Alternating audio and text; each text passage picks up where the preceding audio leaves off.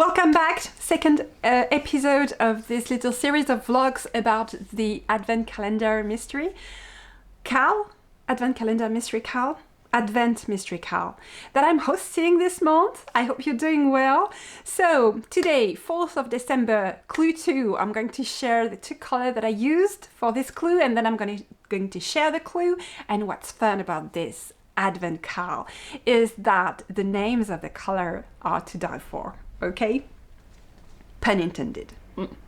So, the first one is this very beautiful and sassy aubergine, okay? Which is called Not Guilty. So, here is the jacket. This is a novel by, and I'm sorry about this, but I cannot do without. This is by Betty Ekman, and it's a crochet mystery. I'm very sorry for the rings of light in my eyes. And I'm going to share with you a summary of the story. So, Molly and her friends participate in the annual KAL Knit Style show where they have a booth. The organizer of the show is Katie Kirby, editor of several knitting magazines and owner of a yarn shop serving an elite Beverly Hills clientele. Everyone is shocked when she does not show up to the opening reception, but that is nothing compared to what they feel when she is finally found dead in a hotel suit. Suite. It's not a suit, it's a suite in a hotel. Suspicion immediately falls on Adele, one of Molly's friends, who had worked with Katie and whose handmade crochet hook was found at the crime scene. Certain that Adele has been tricked, Molly starts off her own investigation in the hope of get her friends out of trouble and find the murderer before another guest comes. And the second color is this beautiful thing. It's called Knit or Die Trying. And it's by Ali Pleiter. And it tells the story of a Libby Beckett in a fabulous yarn shop in Maryland, aptly named Yarn, Y-A-R-N. Her business is in full swing, but when a town event brings a fatality, Libby gets tangled up in murder. What do you think? Which one do you want to read?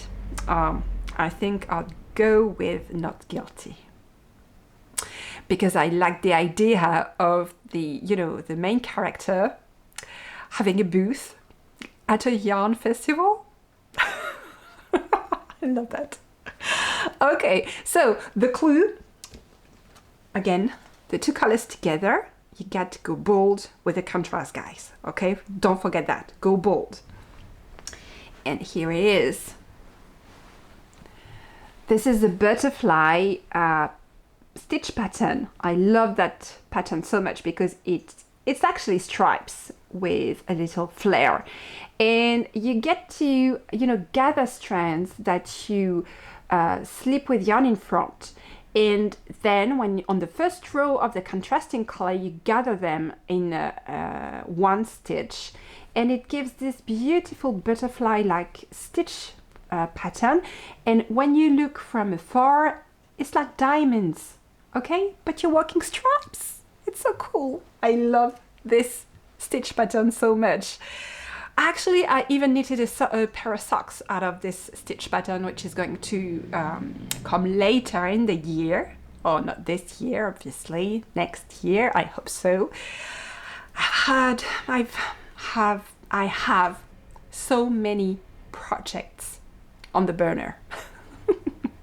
And I'm so happy to be able to get back to them, at least finally. So I hope you like it. I can't wait to show you more. Next vlog, it will be on Wednesday morning. Everything is Paris time, remember.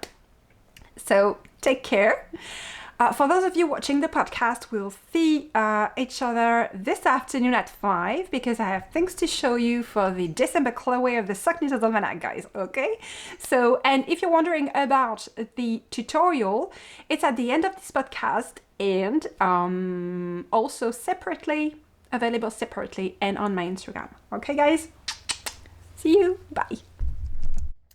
Dans l'indice numéro 2 du KAL Cosy Mystery, je vous propose de tricoter le point papillon. Et donc, je voulais vous montrer comment le réaliser. Vous avez dans les instructions de tricoter 5 mailles, puis glisser 5 mailles avec le fil devant, et ce sur 6 rangs, sachant que vous le faites un rang sur 2. Et donc, une fois que vous aurez fini ces rangs où vous devez glisser les mailles, vous aurez 3 brins comme ça, les uns au-dessus des autres. Et le rang d'après, je vous demande de faire le point papillon, P-A-P. Alors, voilà ce à quoi ça ressemble, c'est très facile. C'est un point qui va nous permettre de récupérer ces brins de laine.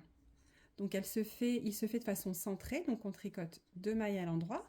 Et une fois qu'on arrive à la maille centrale, juste au-dessus des 3 brins, en fait, avec l'aiguille, on va aller les récupérer, les 3, et on va tricoter notre maille à l'endroit. Et on va faire passer les 3 brins derrière. Voilà. Et on a fait le point PAP, le point papillon. Et on finit comme ceci, normalement. Donc, je vais vous remontrer. Hop. J'ai perdu ma maille au passage. Voilà. Donc, on arrive ici. On va passer avec l'aiguille de droite, on va passer dessous les 3 brins. Comme ceci. On va tricoter la maille du milieu à l'endroit. Et on va passer les 3 brins par-dessus. Et voilà. C'est un point où je vous recommande de ne pas trop serrer les mailles, ces brins que vous faites passer sur l'endroit du travail. Ne les serrez pas. C'est pas la peine de les faire non plus très lâches, mais quand vous les faites, assurez-vous que vos mailles sont bien espacées sur l'aiguille. Ça sera mon conseil pour éviter d'avoir une tension trop serrée et que votre tricot ne fronce en fait. Donc assurez-vous toujours de bien espacer vos mailles sur l'aiguille quand vous passez votre fil devant.